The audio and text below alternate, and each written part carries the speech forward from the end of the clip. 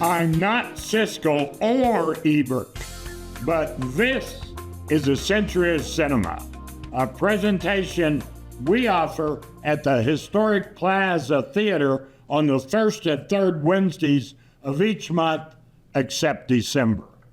In 2023, we opened the Century of Cinema to the general public and attracted over 25 first-time presenters. Their presentations were so good, we invited some to join us here. Up next, The Maltese Falcon. Here's Tony Copper. I'm here today to talk about what I consider one of the greatest films ever made, if not one of the most influential, 1941's The Maltese Falcon.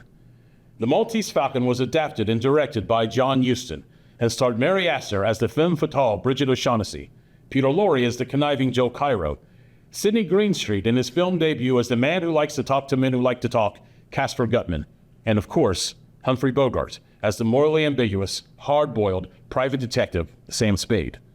Of course, all great movies start with a great story by a great writer. I wouldn't be here talking to you if not for this man, Dashiell Hammett. Born in Maryland in 1894, Hammett dropped out of school at the age of 13 to work to support his family. He worked a variety of jobs until joining the Pinkerton Detective Agency in 1915. He served in World War I and contracted tuberculosis, an illness that plagued him for the rest of his life. Because of his health, he could no longer continue as a detective, so he turned to writing in the 1920s. His early writings, featuring the nameless Continental Op, a detective for the Continental Detective Agency, were showcased in the pulp magazines of the time, most famously, Black Mask. He became a foundational figure in the hard-boiled detective genre, a style known for its unsentimental portrayal of violence in realistic urban settings. In addition to creating the Continental Op and the Maltese Falcon Sam Spade, Hammett also created the sleuthing couple Nick and Nora Charles of the popular Thin Man novel, which in turn inspired the classic mystery movie series. In a 1944 essay, another pioneer of hard-boiled fiction, Raymond Chandler, famously summarized the comparison between Chandler and Agatha Christie. Hammett gave murder back to the kind of people that commit it for reasons, not just to provide a corpse. Published in 1929 as a serial in Black Mask magazine, the first adaptation of the novel came out in 1931, starring Ricardo Cortez as Sam Spade and Bebe Daniels as Ruth Wonderly, an alias used in the book. A second adaptation was released in 1936 as Satan Met a Lady, with Warren Williams as Ted Shane and the incomparable Bette Davis as Valerie Purvis. The title refers to Spade being described in the book as rather pleasantly like a blonde Satan. Bette Davis never shied away from her disdain for this picture, referring to the film as junk. Put them right down here.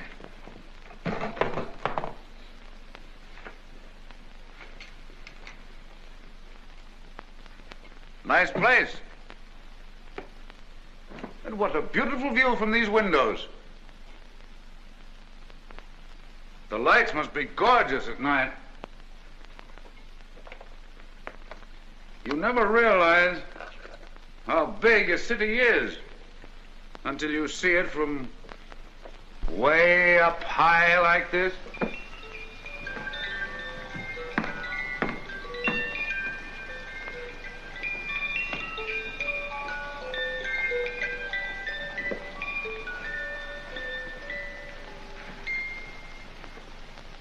You aren't exactly the person you pretended to be, are you?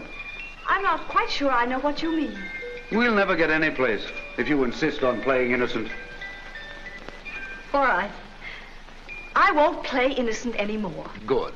Now let's both quit acting as though the other were an imbecile. That story you told us yesterday wasn't quite true. Then you didn't believe it. You look lovely. You'll make a charming hostess when the police visit you. Oh, but Mr. Shane. Mr. Shane, they don't have to know about me, do they? You will help me, won't you? How about you helping me? Oh, you really do look gorgeous. Tell me, did your pal Farrell kill my partner, Ames? Why, yes, certainly. That was Farrell's old Webley gun the paper said was by Ames's body. Listen, I know I have no right to ask you to help me, but I might be able to pay for it. Of course, money does make a difference. How much? $500 to start. All right.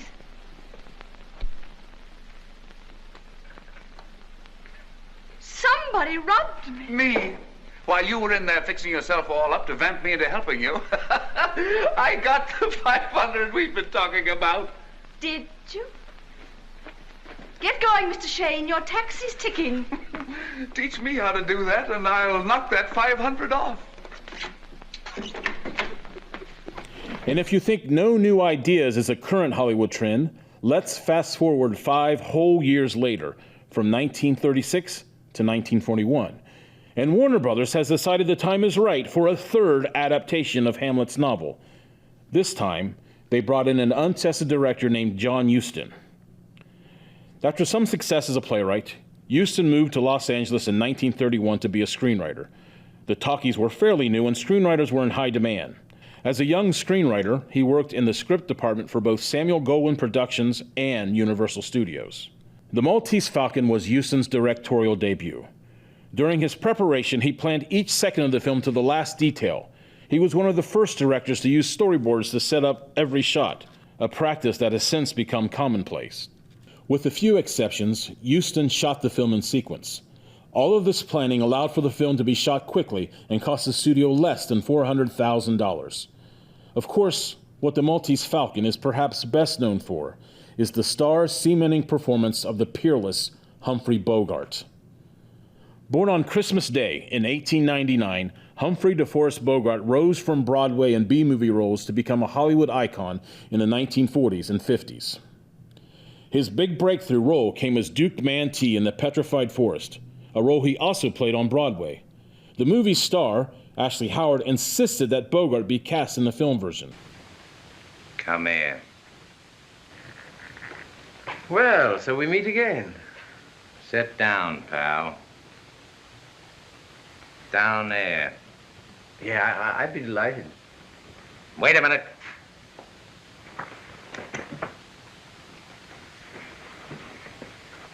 Sit down, you.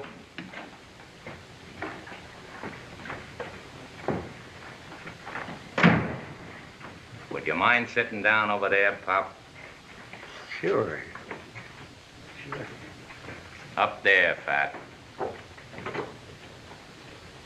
Football player, eh? Yeah, and you better not let me get close enough to take a sock at you. I used to be quite a fan. What's your school? Moby Tech. Never heard of it.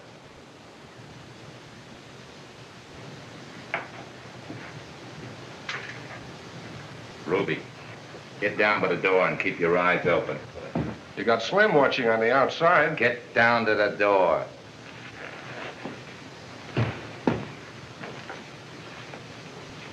Hey, Squire, that's Duke Mantee. Remember? I showed you his picture, remember? Yes, I remember. Join us in a glass of beer? Thanks. Do you mind if I have some of that whiskey instead? Give him a drink, sister. Jackie, turn on that radio and back here.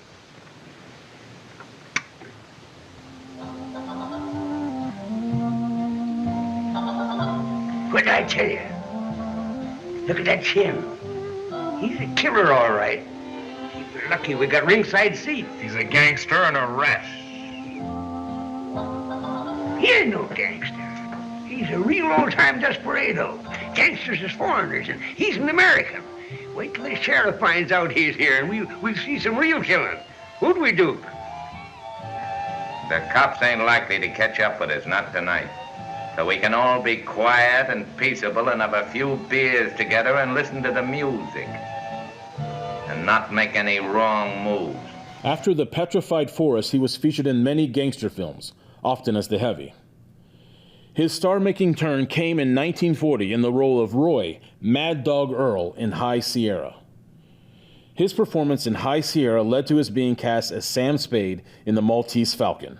The Maltese Falcon opened on October 3rd, 1941, in New York City, and then went wide on October 18th.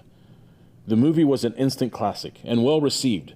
Variety called it one of the best examples of actionful and suspenseful melodramatic storytelling in cinematic form. It is cited as being suspenseful, labyrinthine, and brilliantly cast. The movie's influence is still felt today. It significantly influenced film noir, a genre that remains popular to this day. It does this by introducing a hard-boiled style characterized by morally ambiguous anti-heroes, gritty atmospheric visuals, cynical themes, and a complex plot. In addition, it featured crisp, witty dialogue, delivered in a rapid-fire manner, setting the tone for crime films. Instead of pulling for the white-bread good guy, the Maltese Falcon invited the audience to root for a private eye operating in the morally gray area. This solidified the detective figure as the protagonist of film noir. If all I've said doesn't mean anything to you, then forget it, and we'll make it just this. I won't because all of me wants to, regardless of consequences. And because you counted on that with me, the same as you counted on that with all the others. Would you have done this to me if the Falcon had been real and you'd got your money? Don't be too sure I'm as crooked as I'm supposed to be. That sort of reputation might be good business, bringing high-priced jobs and making it easier to deal with the enemy. But a lot more money would have been one more item on your side of the scale. If you'd loved me, you wouldn't have needed any more on that side.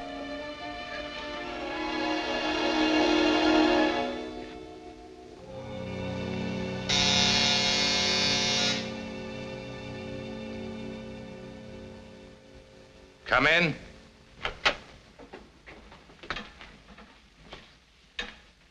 Hello, Tom. Got him? Got him. Swell. Here's another one for you. She killed Miles. Oh, and I've got some exhibits. The boy's guns, one of Cairo's, and a $1,000 bill I was supposed to be bribed with. And this black statuette here that all the fuss was about. What's the matter with your little playmate? He looks broken-hearted. I bet when he heard Gutman's story, he thought he had me. Cut it out, Sam. Well, should we be getting down to the hall?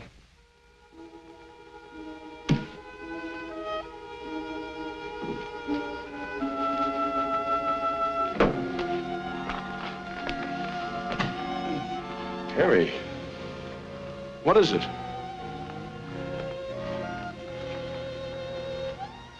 The, stuff that dreams are made of.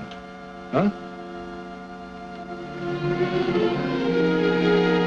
In conclusion, the Maltese Falcon provided the blueprint for the dark, complex crime narratives and stylistic conventions that would come to define the film noir genre. I would like to take this opportunity to invite those who haven't seen this movie or have seen it to do yourself a favor and watch or rewatch this film. It's available for rent on streaming platforms, or you can check with your local library. However you watch, go out of your way to check it out. Thanks, Tony. Be sure to visit the gorgeously restored Plaza Theater with our 38-foot wide movie screen, 4K laser projection, and a world-class surround sound system. Visit myplazatheater.com for showtimes and events. The historic Plaza Theater is located in beautiful downtown Miamisburg with unlimited free parking, shops to browse, and fabulous nearby dining options. We hope to see you at the Plaza.